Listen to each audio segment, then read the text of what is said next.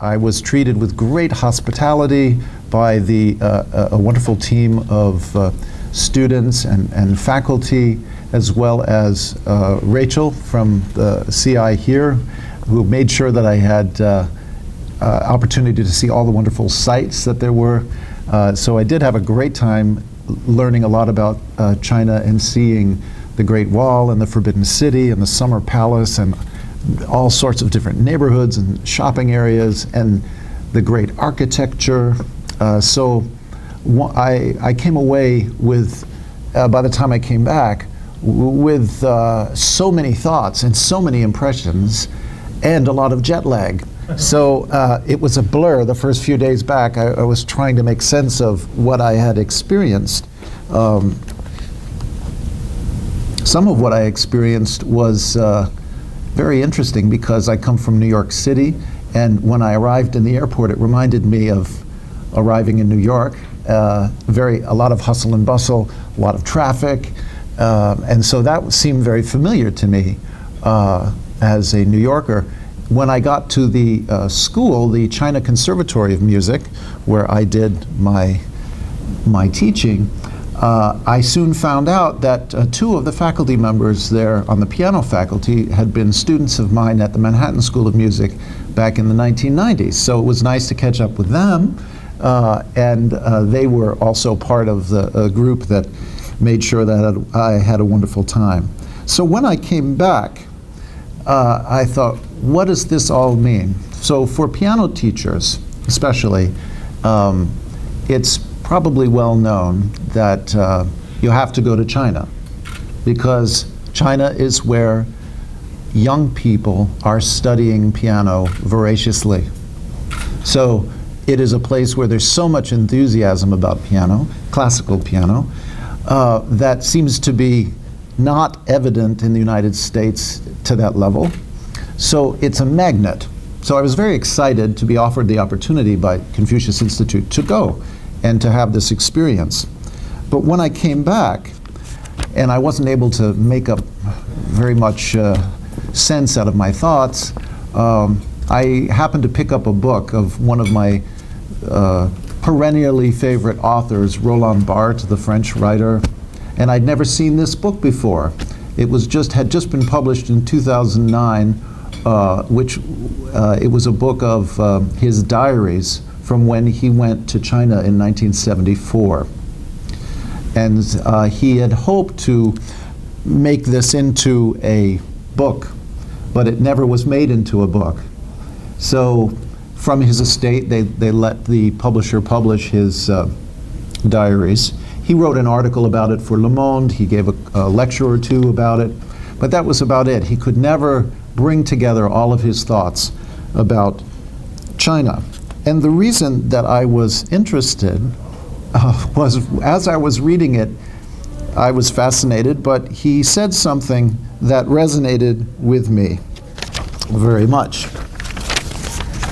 I think the seeds of his inability to write this book came from this remark. I feel that I won't be able to shed light on them in the least, just shed light on us by means of them. So what needs to be written isn't his proposed title, So What About China?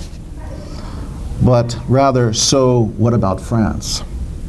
So likewise, when I came home, I began to think that maybe that's why I was feeling so confused, because my trip to China made me reflect upon especially the piano teaching and classical piano music situation in the United States so strongly that I thought maybe I should have called this So What About Piano Teaching in America rather than Piano Teaching and Reflections on Piano Teaching in China, as I'd originally called it.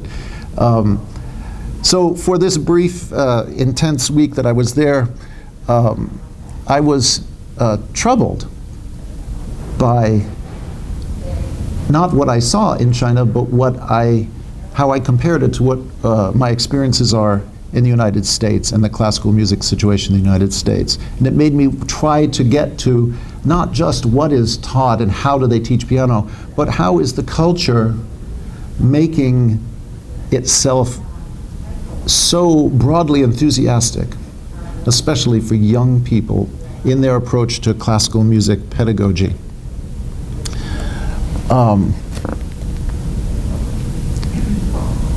While I was at the China Conservatory, I taught piano students of a variety of ages and levels. My specialty is piano pedagogy, and so I do teach young children and teenagers as well as college-age students. So while I was there, I taught a couple days of college students and music education and piano pedagogy majors, as well as some of the kids from the preparatory program.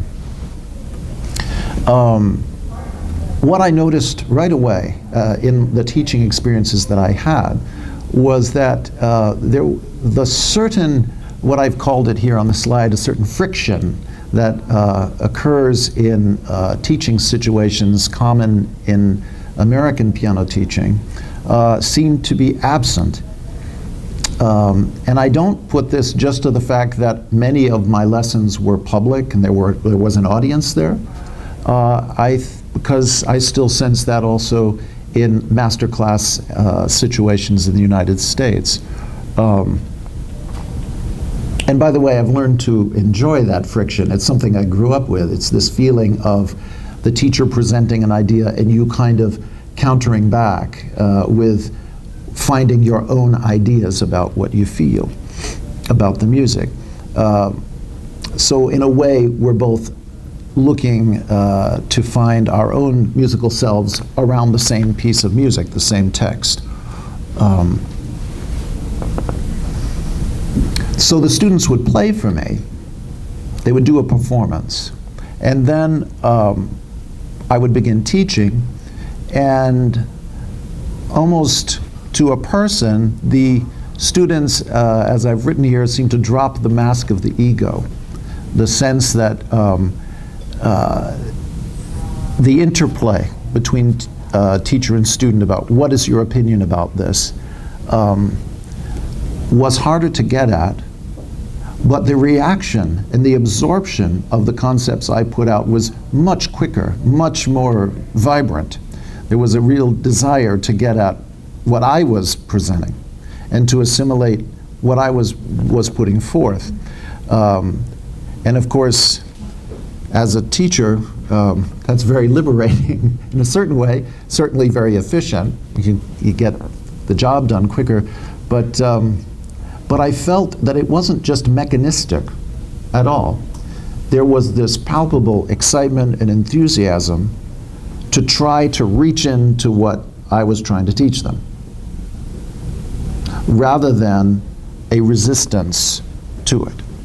Now, in the United States, and especially in piano pedagogy in the last 20 or 30 years, there's been a desire to focus on the students' learning styles. Howard Gardner's approach to multiple intelligences has been quite popular. You're supposed to, one of the tasks and one of the labors of teaching is to find out the dominant learning mode of your student and teach to that strength.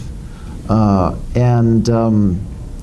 kind of feel that while one does that, we're often, in the United States, circumnavigating weaknesses, and some of that circumnavigation has to do with ego defenses that students build up around those weaknesses, because they feel, oh, I'm weak in something, so I need to find structures, personality structures, to keep people from noticing it.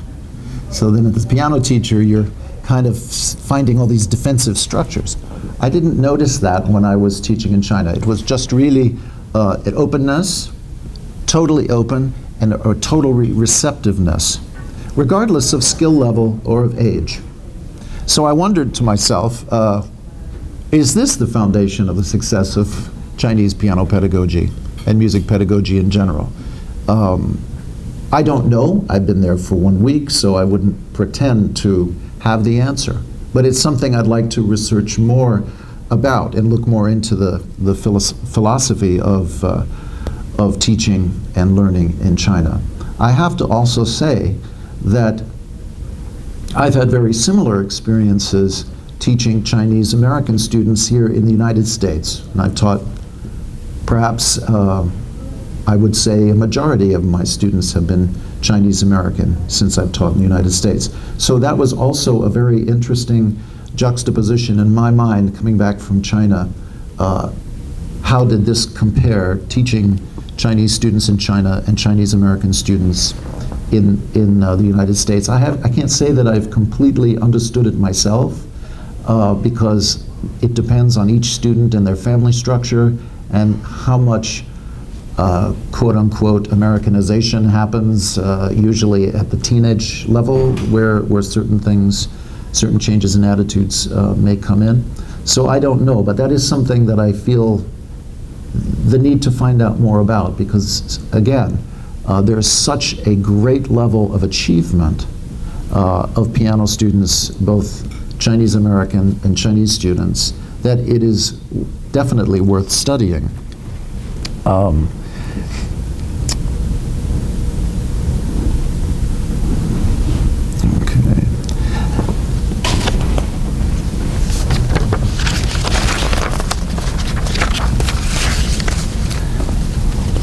One thing I wanted to point out about is when I was at a concert, I was taken to a concert at the Egg, right, the great Performing Arts Center.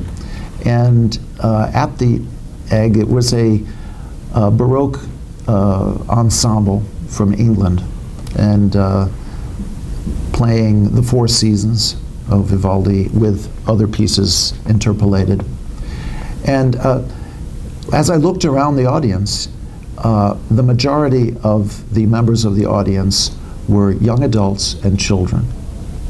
And so this is in a performance center where probably the ticket costs were very similar to something like Lincoln Center in New York or the Kennedy Center in Washington, D.C.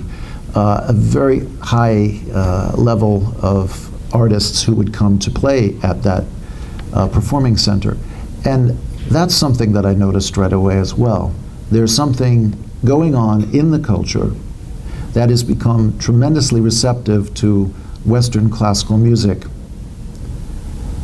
And you could see it right in front of it. All you have to do is go to concerts at Lincoln Center, and you see the median age as being much older, and you hardly see children at these concerts as well. And of course, everyone knows this, everyone's talking about it, they don't know what to do about it, they try different things in the United States, but it doesn't seem to be a problem in China. They don't, I'd like to know more. Do they have outreach programs like we try to have? Or is just this something which is offered across the board by families, and it's valued by families and the schools and teachers, regardless of whether they're music teachers, they all see the value of it. Here in the United States, we have to prove that classical music is important.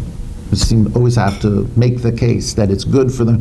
Have your kid take piano because their math scores will go up, or it's good for their behavior, it'll keep them out of trouble, or something like that. All of which may be true, although the math part was not true for me, ever. I found a nice sanctuary in music study. But I think for the rest of things, it's true. Classical music study has wonderful effects on kids. But to constantly have to be giving reasons and justifications for it, that is what I feel is difficult. When I spoke to a lot of the Chinese faculty members there, and I asked them, why do you think there is so much enthusiasm about piano right now? Aside from the fact that families value it, which was probably the biggest reason, there is the issue of the stars that have come out. And there's no question that role models such as, of course, Lang Lang and Yu Di Li and Yu Jiawang, these are fantastic role models, and there are more to come. Obviously, based on what I heard from the 13-year-old who came in and played a bunch of Chopin etudes for me, note perfect, and the 15 and 16-year-olds who played with great passion the music of Scriabin, kind of very interesting Russian composer from the early 20th century. All of these things point to greater and greater advance and success. And I have to ask myself then, how is it that China has been building this culture of aesthetic values into the society and into their education system? And how is it that in the United States, we are asleep about it? And what have we to learn from what's going on over there? So I hope to continue researching in this area, but this has just been a beginning for me. And I thank Joseph Lam and the team at Confucius Institute for giving me this opportunity. Well, thank you.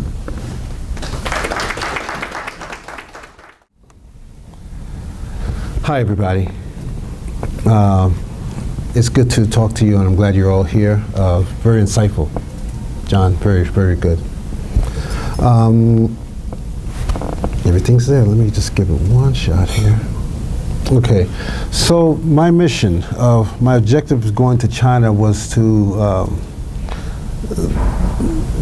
prepare for a faculty tour next spring. That's being worked out, as Joseph said, it's being worked out and all that types of things. But I needed to go and look at some venues and all that type of thing. So what I did was try to be very open-minded. Try to look at, just almost be like a guest of China, okay, a tourist really. So I wanted to see performances, performance spaces. I wanted to present a jazz lecture, and I say I wanted to present one, but the Confucius Institute asked me if I would. So I felt like I had to, but I really wanted to. I wanted to see their reactions to me talking about jazz. That was very important to me. I wanted to meet with some producers and leaders in education and those types of people who would help me put on the concert. I wanted to meet with some students as well. That was very important to get their, to find out what they would like or what they would want to do. And so this became a little problem, as you will see as we go along. And I wanted to see the Great Wall. I wanted to see the Great Wall because I've never been to China, and I said, yeah, I want to see. Let's see the Great Wall. So prior to going to China, I was symphony band director. I was having a talk with him at we work out together, and he said to me, "Don't be surprised if they seem a little bit unorganized.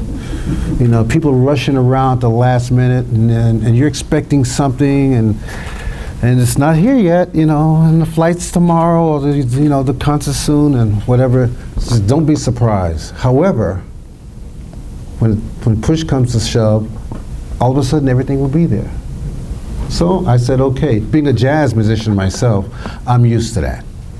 I'm used to that, you know, flying on the last seat of the seat of my pants, flying in the last minute, all that kind. Very easy, sort of improvisationally approaching life in this tour. So I got to China, and I was just walking around like a tourist. I got there on a Tuesday night.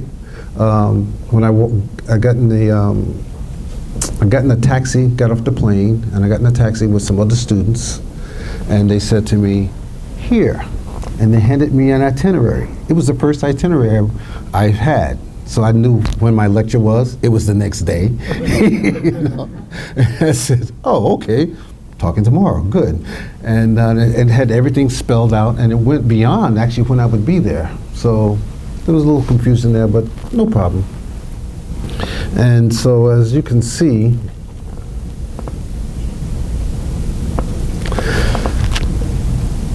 I got there, and I knew this from Joseph Lam having told me that, you know, it's at the end of the year when you go there, but there'll be some students there and all, and I expected them to all be gone.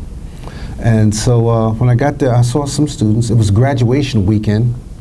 And so students were like selling all their wares right on the street, you know, trying to get rid of things. And I'm just walking down the street, minding my own business, not knowing where I'm supposed to go or anything, just walking along.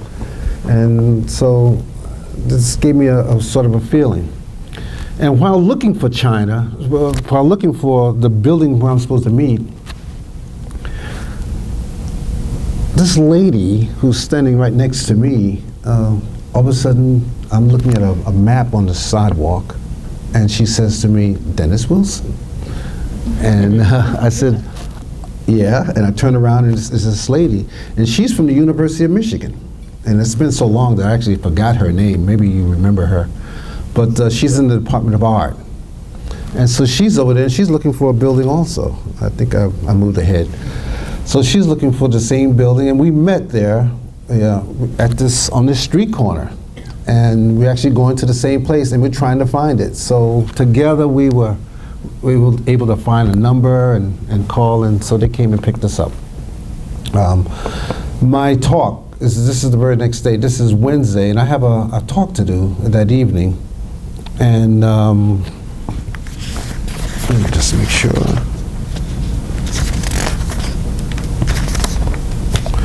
So I'm at university, and my talk is on Count Basie. I'm sort of the school's resident Count Basie expert. He's a great name in jazz for those who don't know him, and he's done, he's played music with Ella and Frank Sinatra, and it goes way back, and there's a style. So my talk is on Count Basie, and specifically Count Basie and children. And you can see him, if you can, he's the gentleman sitting down on the bottom row. And these are slides that actually showed the people in China. He's sitting with the children. He's the only one of these great jazz musicians sitting with the children. And I explained that why this is important and how it really affects the music. And so I won't go into that now, but that's what we talked about. So we played in a place, and the place is a little bit small. It's too small for us to play in. It's a new space where they had created, they just built this building, and it's more of a recital hall. And we're going to play a concert, and we're just going to blow the place apart. That's not going to work. And so this is too small of a space. And we'll talk about that later. So the next day, I went into the Forbidden City. And speaking of tours and all those kinds of things, to me, going to the Forbidden City was good, but I wanted to go to the Great Wall. And so the school had organized 2 guides, and their guides they gave me were 2 students. And in fact, these 2 students are violinists and in the orchestra there. And so I spent the day with them going through the Forbidden City, and it gave me a chance to talk to them, to find out what music's like, where jazz stands in this culture. And there isn't much. It's really non-existent. And that's what I always thought. And I could also understand where they were going. I'm looking at the Forbidden City, and it's 9 o'clock in the morning, and this is what it's like, and that's a ton of people, because that's just one spot, but this is a huge space, and I just thought it'd be good to show you some of that. I'm wearing my M everywhere and all, but we're having lots of conversations on this long walk through the Forbidden City. I think we walked for miles. It seemed like miles, but it was a very long walk. And we're having conversations about music, okay? And jazz in particular. And I'm finding out that they are very, very interested in jazz. They want to know, they want to know about it, but there's no one to play for them. It just doesn't exist. And this is just a little trick photo. And they gave me, and you talk about having food every few minutes. It was incredible meals. This is the lunch at the Xin Jing Min Food Restaurant. I don't know if I pronounced that right, but it's one of the oldest restaurants in town, and I'm finding all this information out. And this is where we stayed. I stayed, I should say. And it's right across from the Renmin University, and so I could easily have access. But the students are gone. So in my off time, I'd walk into the university grounds, and I wouldn't see anybody. You know, the people were there, but I wouldn't see anybody, and I didn't know where to go. But and so the next day, I spent probably about 9 hours with these two ladies. They were my guides, and they picked me up in a van. Doesn't sound very organized, does it? It's very organized. They were very, very organized. I didn't find out until I got off the plane. But you know, because your office received many emails. I don't know where I'm going, and what am I doing? And yeah, well, that's what they would always say. And but it was very spelled out. It was actually beautiful. And they had adjusted the entire schedule because I was leaving on a Sunday, and they had me giving another lecture on Monday night. And so, I can't do that, you know. So, and these guys were just, I mean, the two students before knew everything, and they had been there the first time. These two ladies were absolutely fantastic, and my interaction with them was beautiful. You know, they took me to the Great Wall, and it's, you know, out of town. That's a good hour drive, and so it was just beautiful.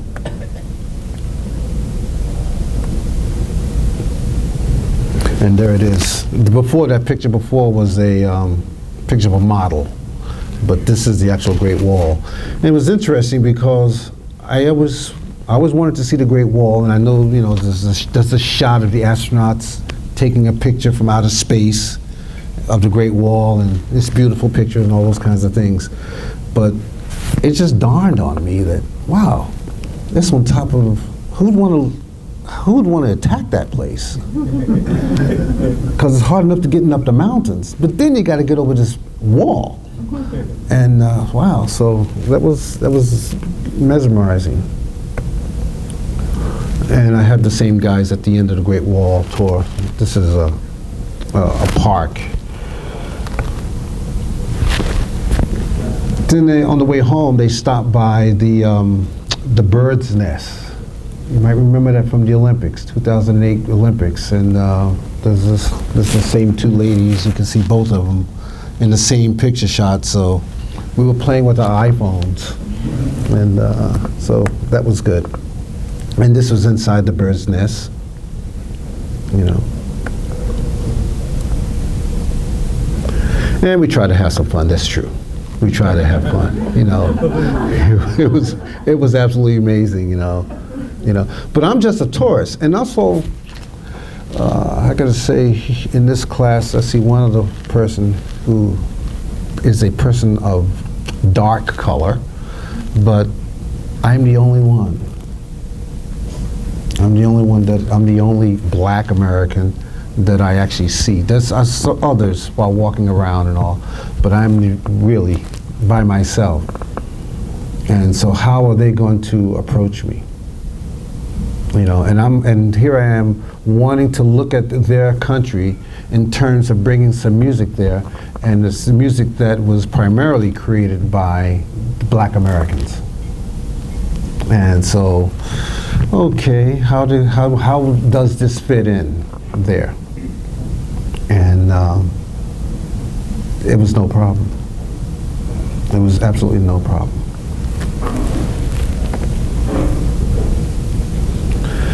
And so I met the next day on Saturday. It's funny how I remember these days as though it was the next day. That's how I look at it. I got there Tuesday night. This is now Saturday morning. I'm meeting with Professor Yang, and he's the director of the Remington University School of Music, Vice President. Yeah. He wants a concert by us. But however, he needs assistance in trying to find a place and all that, because there's no place on his campus where he could do this concert. And he's a great violinist, having played with the LA Philharmonic and done many of those types of things. But so we'll discuss that, Professor Lamb and us. And then it just reminded me of everything. This is another student, and this is inside the egg. You know, just on the subway going inside the egg. And this student, you know, we teach them all the time, and it's amazing because we always find little things that reminds us that no matter what, they are still students. So on this morning, he had picked me up on a motorcycle in the rain. And I said, wait a minute, you came to pick me up in a motorcycle? Yeah, is that okay? Yeah, just give me a second, I'm gonna run up and get my raincoat. And then I got on the motorcycle, you know, and it was great. He just picked me up on a motorcycle. This was to go from the hotel across the street to the university and to meet with Professor Yang. And then he picked me up again and took me to the subway and off we went to the A. So, I think he's another violinist as well. And so I'm noticing that most of the people at Remden University are string players, pianists, a lot of very good pianists I hear. This is where I met Professor Chen, Hao Chen. Yeah, and he's great, you know. And so it's just beautiful. This is inside the egg, so it's their version of Carnegie Hall, the National Opera House. I think, is that correct? The National Opera House? Yeah. Yeah. And it's a beautiful place. I'd like to show you more of it. This was unexpected. I don't know how to pronounce this, but Logu Lane, you're right. And this, I wouldn't expect this to be on any tour by any Americans visiting, but this was great. It was probably one of the best because it showed China the way it really is, and and the place was just mobbed with people, and it's very old, and the buildings are very close together, and there's no driving on this street. It's a beautiful area, and this lady is the one who put together the tour, and it was absolutely gorgeous. So here I am in Beijing. I've met one school, and I realized that we can't do it there, but we can also go to Beijing and not play there, and then he wants to be involved. So then I move on, and I know we're supposed to talk about Beijing, but yeah, I'm going to go into a little bit. This is near closing. I met with, how do you say that name? Jiao Tong University, right. And I met with this gentleman. I went to Beijing, I went to Shanghai the very next day on Sunday, and I met with this gentleman for about 2 hours after I got in the hotel, because he had to go away somewhere and for the rest of the week. And in 1 hour, I was back to work. And it was a very focused meeting. And I think that was really, really good. At this meeting, he wants our jazz faculty to come. He's already approved the dates. And the time frame was like a 12-day time frame that we've already have selected. So he wants us to visit and to perform. He wants something educational. And then we shook hands on that. And then he said, but wait a minute, there's one more thing. And he wants to invite our students. And we were surprised. He wants to invite our students to China on a different day to be a part of their first international music festival. And I'm sitting there going, whoa, wait a minute now. I really can't commit to this. But he wants to invite our students, and I said, well, I can commit by the end of October. You know, if we can have it all worked out, and 1 to 2 or 3 students come and participate in the music students. And he's not necessarily picking just jazz students. And I said, well, we have them, and it's a bad time of the year for us, but we can work it out. And I'm looking at, okay, how do we do this? Well, we can't send a student by themselves, but he will pay for everything, which is great for your budget and the music department budgets. I said, well, we can't send students by themselves because there's no way we can, and so we'll have to send a faculty. Well, he'll take care of the faculty person. So our jazz department will meet again at the beginning of this semester, a week from this coming Monday, like 16 plus 7, so 22nd or whatever Monday's date is. We'll meet and we'll discuss it, and then it'll be done. So it's that's the basis of what I did. Then I spent the next 6 days, because I think I called you and you were still getting ready to come. I was all alone. I was absolutely hopping around because I got totally messed up a knee, and so I was unable to really move around, but I had no place else to go. There was only 2 schools that I could visit, and I was waiting for a plane to leave, and I was just sort of recuperated. But I thought China was great. That was really interesting to spend that kind of time alone, not knowing anybody at all. There's no one I knew, anyone.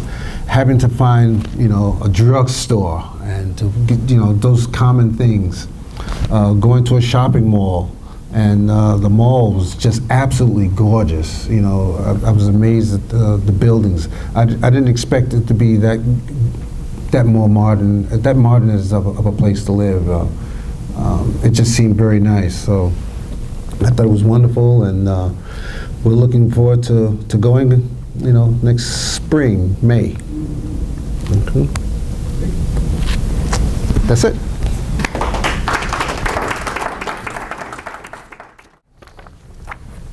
Thanks so much for coming. Really appreciate it. And this has been a really nice opportunity to think again about the trip, which was a high point of the year certainly, and one of the big things that happened over the summer. So over 2.5 weeks this past June and July, I took part in a trip to China with a small group of Michigan faculty and administrators, a few of whom are here today. All told, we traveled, I think, to 5, maybe 6 cities, visited music schools and conservatories, gave scholarly presentations, and met with local administrators, faculty, and students.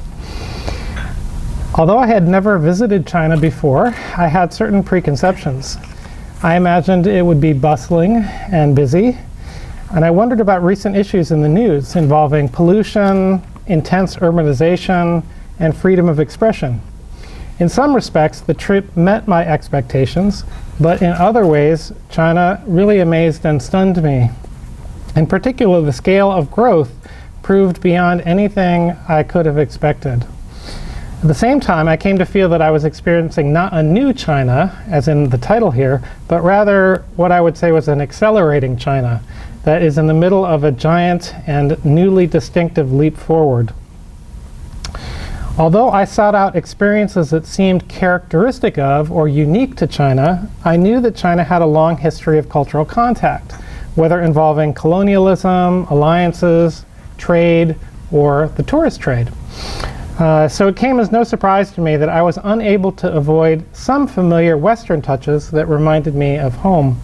At the end of my remarks, I'll talk about how these points of contact were expressed in some form of music or musical practice. The picture of Shanghai on this opening slide gives a sense of the sensational, flashy side of urban China, even as it recalls New York City. I heart SH means I love Shanghai. What this picture, and they sold t-shirts bearing that same slogan. What this picture doesn't capture is the immensity of Shanghai and of all of the Chinese cities we visited. Shanghai, the world's largest city proper, felt to me like New York City and Los Angeles, but both at the same time.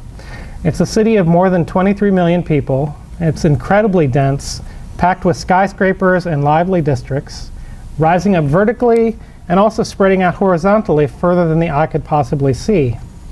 I found that experiencing the city in person was just overwhelming. What was equally surprising to me was the continuous construction. In Shanghai, but also elsewhere. In the hour it took us to drive from the airport to the center of the city of Xi'an, we saw hundreds upon hundreds of unfinished high-rise buildings grouped in clusters that looked like this. Some of these complexes contained 10 buildings, others contained 20 or more. All of them were under construction, all of them were many dozens of stories tall, all of them were surrounded by cranes and other machinery. These kinds of structures, these new buildings could support not thousands of new residents, but hundreds of thousands. Some of the schools we visited were also very recently constructed. This is a picture of a brand new auditorium at which some of our hosts staged an impromptu concert. And some of us staged an impromptu concert as well. The history of colonial Europe and the recent impact of China was most readily evident in the Bund, one of Shanghai's most famous districts. On one side of the river of this port city, there are dozens of majestic stone buildings constructed in a European style from the turn of the 19th to the 20th century. They initially hosted European banks and other grand institutions. Today, most of them house very new tenants, often Chinese tenants, and the shift to Chinese ownership is also marked by Chinese flags that now fly above each building. And you can see on most of those buildings the small dots of red that are all Chinese flags marking the old Europe as now Chinese. On the opposite side of the same river, facing this row of old European buildings, are newly constructed sleek skyscrapers that immediately give the sense of new money, power, and 21st century strength. In an interesting turnabout, many of these new skyscrapers were funded by local Chinese investors, but investors who hired Western architectural firms to design them. I found China to be a nation of quite remarkable contrasts. Here is a modern Beijing skyscraper, very close to the bird's nest that Dennis showed. Modern Beijing skyscraper, the local IBM headquarters, which was that day enveloped in a haze of pollution. But the next day, the sky was clear and bright blue when we visited the Forbidden City, one of the most revered and traditional sites in China.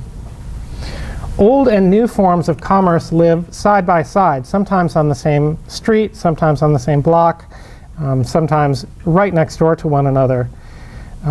Styles of commerce ranging from Western-style pedestrian malls, which are packed with trendy stores from all around the world, including Zara, the large Spanish firm, to other enterprising individuals who peddle their goods all over town. Our Michigan delegation sometimes enjoyed splashy meals arranged by our local hosts. There were too many of them to count. This is one picture of how we were entertained at some of the events. Other times, I visited simple restaurants like this one that opened up onto the street that were equally great, equally terrific, just completely different clientele. In tourist areas, Chinese and Western architectural impulses often fused, as for this Baskin-Robbins ice cream store. Housing Chinese establishments in Western-style buildings was very, very common. This Chinese hotel, the Donghu Hotel, occupied the same structure as a French bakery chain, and this kind of thing was typical in the big cities at least. Throughout the trip, I tried to keep track of what turned out to be an increasingly broad range of musical practices. In a lovely park in Shanghai, where this statue of Marx and Engels stood, a group of people gathered each morning to sing songs popularized during the Chinese Revolution. Later, I walked into a ceramic shop that had a row of t-shirts for sale. So they sold ceramics and also t-shirts, including this version of Gangnam Style, the international K-pop sensation. I also heard all kinds of Western music, typically American popular music, being performed or broadcast in public spaces and commercial establishments. This hotel lobby, a melange of French and Chinese architecture, featured a continuous loop. It looped every 35 minutes. A continuous loop of instrumental music drawn from the musical Evita. I was there to take advantage of their Wi-Fi network. Karaoke singers on a tourist boat moved between Chinese pop songs and ballads by Bette Midler, in particular, Wind Beneath My Wings. During our visit to the Three Gorges Dam, which is a marvel of engineering that supplies electricity that has fueled much of the country's growth, we were serenaded, at least for part of our tour, over loudspeakers by pop songs from Justin Bieber, Singing Baby in particular. And there was excitement in the crowd because some of the American tourists recognized his voice and were pointing it out to their kids. A snazzy retro lounge in Shanghai had blue-eyed soul singer Daryl Hall in heavy rotation, which was interesting because it was a completely obscure Daryl Hall album, but they seemed to be in love with it. Another spot constructed its interior decor from covers of LP albums released by Phil Collins and also by Liberace. So these are two pictures, one of bookshelves and another of the wall, featuring Collins, The Cars, Liberace, and others. Now, I did encounter Chinese music, including folk songs, instrumental music, and traditional music, but in part because I was experiencing China as an American visitor and a tourist at times, I ended up hearing far more American music throughout the trip. The stature of Western classical music in China became evident when we visited music schools. Faculty and students spoke excitedly about Western classical music, and some entertained us by performing favorites of the Western canon, including Chopin's piano music. Scholarly lectures referred to Chinese and Western music, and I met Chinese students working on Bach and on Beethoven. These conversations were lively and free-flowing. I was only reminded about my earlier concerns or wonders about constraints on information. I was only reminded about those kinds of constraints, not in my conversations with Chinese scholars, but when I tried to access certain websites that were blocked, such as the New York Times and Google, that I couldn't access. It was very heartening to see how many students were interested in learning traditional Chinese music, either as scholars or, in the case of this talented bamboo flautist, as performers. Some schools devoted lavish resources to traditional Chinese arts, music, and also other arts. These gorgeous wooden desks fill a classroom built specifically to teach Chinese calligraphy. Many students are interested in merging traditional and contemporary culture. We attended a concert devoted to Chinese traditional music at which 8 virtuoso students played traditional Chinese instruments. Rather than perform traditional repertoire, however, they focused on playing modern, often unconventional, and sometimes aggressively avant-garde pieces. Their approach resembled the attitude, presentation, and philosophy of this performer. Traditional instruments, yes, but otherwise fully contemporary. And she says here, blending the classics with the avant-garde, the structured with the impromptu, the old sound with new techniques. I learned more from China than I have time to share in this presentation, but I'll mention 3 ways in which the experience made me reflect about American music studies. First, there's much interest within American music studies about globalization, cultural imperialism, and musical hybridity, and I became even more convinced that studying these phenomena requires even more integration of external perspectives. In other words, I think that Americanists, people interested in American music or other facets of American culture, they may be better served by becoming better internationalists. Second, the way in which Chinese students wielded traditional instruments made me wonder whether Western performers and composers might further explore what traditional Western instruments might offer to contemporary musical life beyond historically informed performance. Finally, an issue that came up repeatedly at one conference involved attempts to convince historians of Chinese music to research what was described by a few scholars as minority music, practiced by various marginalized Chinese communities. This claim, which was advanced passionately by a few scholars, was a reminder of how similar battles staged decades ago within American music studies reshaped how we think of American music, American culture, in terms of studying our diverse musical communities and traditions. The conversation suggested that, at least for these folks, there remained a sense of a China still waiting to be discovered and acknowledged. I mentioned earlier we might characterize today's new China as an accelerating China, one that emerged some time ago and is becoming increasingly westernized, developed, urban, and obviously powerful. What these scholars of Chinese music seem to say is that until we account for the range and diversity of music produced by all of China's citizens, we will still be waiting for that new China. Thank you very much.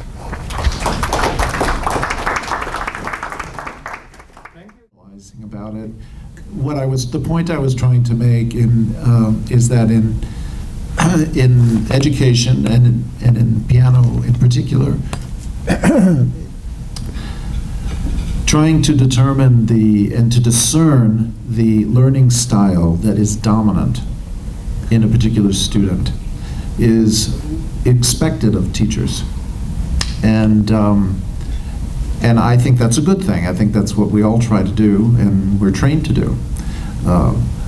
One thing that happens, thank you, that I've noticed with students is that when you're playing into their dominant learning mode, their strength, they're often not wishing to be taught in other modes. They often build up defenses in music that would be, say, I'm good at reading, but I don't have a good ear. Or I can learn by ear, but don't make me read. Or, so I'm trying to elaborate just in music that way. And so students can get very defensive about certain ways of being taught in the United States, and we're supposed to find ways around them. I didn't find that to be the case in my brief time of the students I was teaching in a variety of ages while I was in China. Could be, again, I don't want to generalize because it was one place, China Conservatory, in 1 week. So. I was just interested because I grew up in Korea, and then their teaching is kind of a professor's or teacher's style. I'm teaching this way, you have to learn this way. And I sense that very, very much myself, that I was the person. I mean, it's great to be a teacher there. So, basically, you get totally respected. So, I was very happy to be teaching there. But I might add to that, though, it's not just piano. It's across the board, because they had those defenses on trombone, trumpet. We are supposed to find ways to get around all of that. If we didn't have to do that, wow. It would save a lot of time, right? Yeah, it's great. Hi. So I have two questions. This first question is for you, Professor Wilson. So you mentioned your revisit to Shanghai Jiao Tong University and how they are interested in bringing students and also having an international music festival. Yeah. I guess I'm interested because I interned at that university this summer actually and research. So we may have been on campus at the same time, not sure. But when I guess I know it's in the early stages and there hasn't been like an actual commitment yet. But in terms of international music, do you think that it is jazz in particular is what they want to bring to their campus and to their students? Or is there, a sense that there may be other types of music that they're really trying to bring in? So let me back up a little bit just to make sure. You're talking about for the International Music Festival. Yes. And so they've opened it up. And it's not just jazz students. And so they're willing to, they want us to, the classical department is also invited, and but usually the classical department will contact the jazz department and say, hey, we're invited and we want someone from the jazz department. Well, this time it's the other way around. The jazz department is actually going to the classical department and say, hey, we can take you guys with us as well. So, they're more open-minded. They want someone from the University of Michigan. Okay. And so that was, I guess, part of my question, whether it was that kind of prestige with the university bringing, the department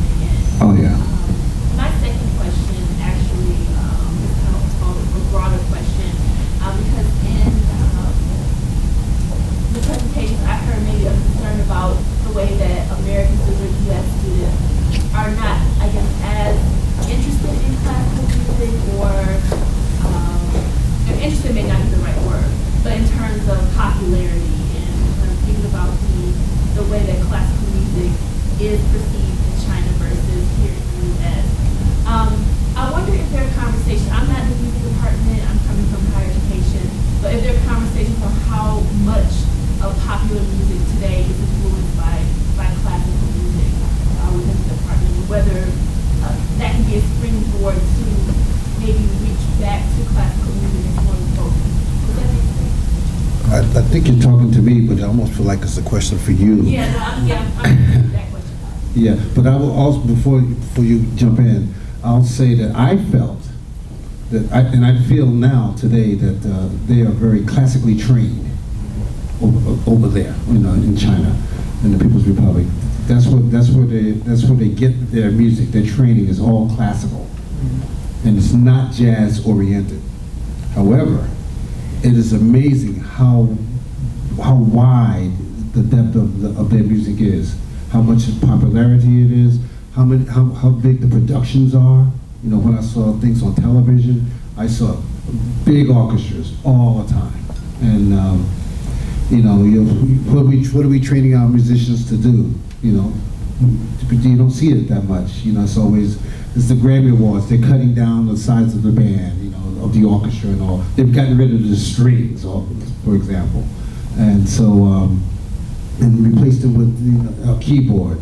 And over there, they haven't gotten rid of the strings. They've actually expanded the strings, and so that kind of thing I have noticed. I just want to ask you, were you wondering about the popular style in education in America or in China? Is that what I missed that part. And so when I say popular, I meant in America. So maybe that is, so looking at the way that popular music in the U.S. is still influenced by classical elements. You may pick up maybe a neo-soul album, and you'll hear some, random Chopin, like a little section, and maybe audiences today may not realize those influences, and that made us do more to kind of maybe explore more popularized classical music here in the U.S. a little bit more now. Yeah, and that's an area where colleagues of mine from the Department of Music Education would be able to speak more eloquently than I would about it, and with a greater sense of what's happening right now. I do know that there is a great movement in music education to do just that, to familiarize students with classical music through the use of popular music styles, a wide variety of them. So I think that's going on right now. I think I'm in a very small slice of the world. Classical piano, private teaching, it's kind of limited in that way, and I think for a piano teacher to go to China, it's kind of intoxicating to see everyone going crazy over pianists, so that's what struck me right away. Yeah.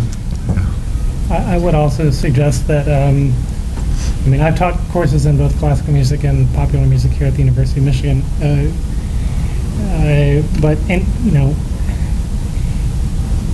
we're going off of what John said earlier. Anytime you adopt a strategy to introduce somebody to a particular type of music, and you have to use another kind of music in order to do that, or you have to find a trick, or you have to find a door in order to do that, those are the kind of things that, at least it seemed like the students in China didn't need to get excited about classical music. They didn't need to be told that popular musicians use licks from classical music. That was not that extra step, which may be necessary here, did not seem to be necessary there, and that was what was eye-opening. And maybe it was like that at some point in the United States some decades ago, but that was a nice surprise, and it was true.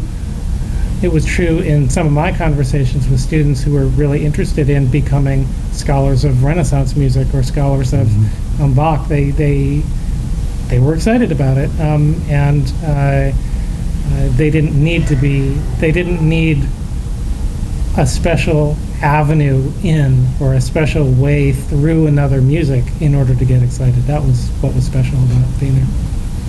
Can I mention just one thing in addition to that? Sorry, just to jump in. I was telling Dennis after he spoke that one event that happened when I was teaching is a young Chinese student came in to play the Four Barber Excursions. So Samuel Barber is an American composer from the mid to late 20th century, and he used popular styles, popular idioms in his music.